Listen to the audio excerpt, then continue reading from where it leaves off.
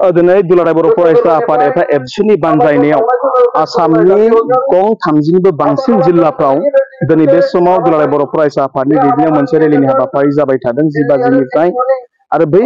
जि मोनसे रेलि बेखौ दिनै आसाम आरो भारत सरकारानो जोंखौ लानो थाखाय मोनसे बाध्य खालामदों मानो होननानै बुङोब्ला नोंथांमोना बयबो मोनथिगौ बर' हारिनि गासैबो जेंनाखौ आबुङै सुस्रांनांगौनि थाखाय थांनाय 2020 मायथाइनि 9 जानुवारियाव जि मोनसे बिटिआर गोरोबथा जालांबाय दा बै बिटिआर गोरोबथानि दफाफ्रा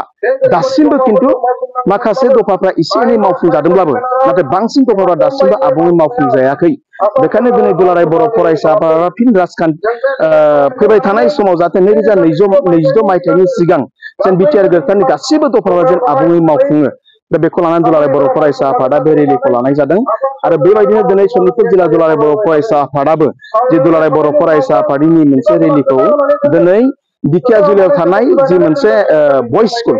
दा बिनि जि मोनसे गेवलां गेलेग्रा फोथार बे मोनसे गेवलां गेलेग्रा फोथारनिफ्राय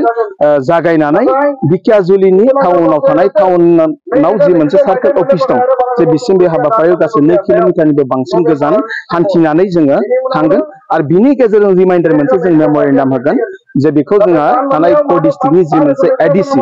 जा दतिबा बर' मानगोनां बिथांनि आखायाव जोङो बे मेम'रेन्डामखौ होनानै बे गोसोखां बिलाइखौ होनानै जोङो आसाम आरो भारत सरकारनिसिम जोंनि जि मोनसे रिमाइन्डार दाबि बेखौ जों दैथायनो थाखाय बे समाव जों साखाफारा जानानै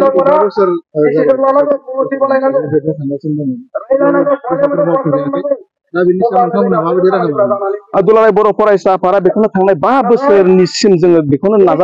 नारसिनबाय थानाय जादोंमोन नाथाय मालाबा समाव कर'नानि बाथ्रा बुंनानै मालाबा समाव इलेक्सननि बाथ्रा बुंनानै मालाबा समाव बायदिसिना बाथ्रा बुंनानै बिथांमोना दिनै नैबेबायदि हाबाफारिखौ मावफुंनो थाखाय बिथांमोना फेलें जादों बेखायनो फैबाय थानाय समाव जेन जि बिटिआर गोरोबथानि गासैबो दफाखौ मावफुंनायजों लोगोसे जेन बिटिआर गोरोबथायाव थानाय 14.3 नि गेजेरजों 280 आर्टिकेल जे बिनिनो 125 एमेन्डमेन्टखौ जे बाहोनानै फैबाय थानाय विंटार सेसन एबा शीतकालीन अधिवेशन एबा गोजां बोथोरनि जे पार्लियामेन्ट सेसन बेयावनो जाहाथे बे 125 एमेन्डमेन्टआ जे बारलांथारनांगौ आरो बिनि थाखायनो दुलाराय बर' फरायसा आफादा दिनैनि बे रेलिखौ लानाय जादों आरो बेबायदिनो फैबाय थानाय 2 नभेम्बरावबो दिल्लीनि जन्तर मन्तराव मोनसे मास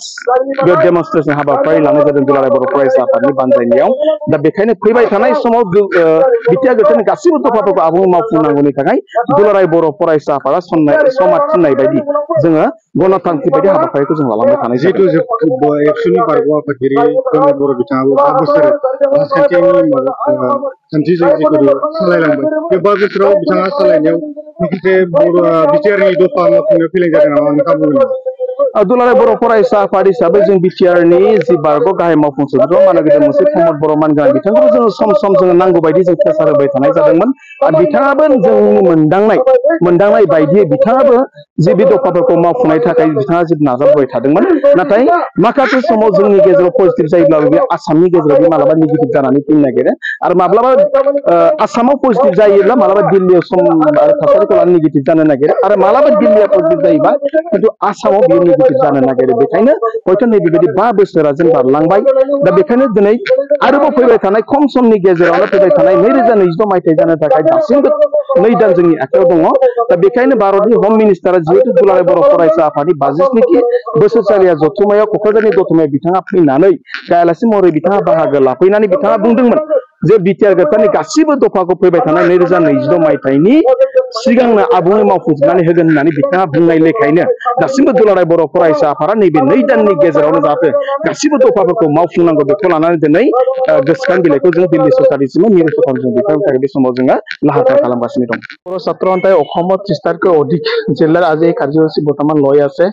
আৰু শোণিতপুৰ ডিষ্ট্ৰিক্ট নিখিল বড়ো ছাত্ৰ সন্থাই আজি এই ঢেকিয়াজুলিৰ এই ডিষ্ট্ৰিক্টটো বেছ কৰি ইয়াত লৈছে আৰু আমাক যি ৰেলী কাৰ্যসূচী আজি যি আন্দোলন ল'ব লগা বাধ্য কৰিছে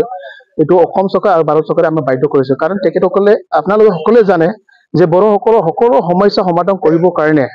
যি বড়োলেণ্ড আন্দোলন যি চলি আছিলে আৰু এই বড়োলেণ্ড আন্দোলনটো কেন্দ্ৰীয় আৰু অসম চৰকাৰে এই সময়ত পলিচি নাছিল বুলি কোৱাৰ কাৰণে যি বিটিআৰ একৰ্ড যি ল'ব লগা হৈছে এইটো বিটিআৰটো যোৱা 2020 চনৰ 27 জানুৱাৰীত যি এফচু এনডিবি চাৰিকোড আৰু ইউবিপি লৈ আমি এক্টিভভাৱে ইয়াত চাইন কৰিছিলো কিন্তু আজি বিটিআৰ একৰ্ড হৈ যোৱা আজি 5 বছৰতকৈ অধিক বেছি হ'ল 5.5 বছৰতকৈ বেছি হ'ল কিন্তু এই 5 বছৰত বিটিআৰ একৰ্ডৰ এটাও তাত ক্লোজ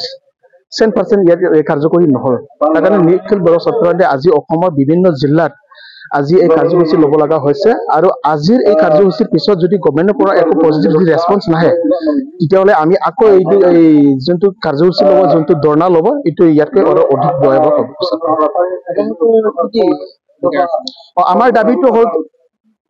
বিটিআৰ একৰ্ডত যি 1 পৰা যি 10.2 ক্লজ লগে আছে এইটো 2026 আগতে যেনেকা হ'লে এইটো কাৰ্যকৰী কৰিব লাগে আৰু তাৰ লগতে বিটিআৰ একৰ্ডত 4.3 4.3 যি এটা 280 আৰ্টিকেলটো এমেণ্ডমেণ্ট কৰি 125 এমেণ্ডমেণ্টটো যেনেকা হ'লে শীতকালীন অধিৱেশনত উইণ্টাৰ ছেছনত যেনেকা হ'লে বিলটো পাছ কৰিব লাগে নহ'লে আমি ইয়াত কাণ্ট্ৰোল নহ'ম আৰু যেনেকা হ'লেও এই যোনটো শীতকালীন অধিৱেশনত যি 125 এমেণ্ডমেণ্টটো আহিব লাগে আৰু এইটো মেইন উদ্দেশ্য লৈ আজি নিখিল বড়ো ছাত্ৰ সন্থাই অসমৰ বিভিন্ন জিলাত 30টাতকৈ অধিক জিলাৰ বৰ্তমান এই কাৰ্যসূচী লৈ আছে।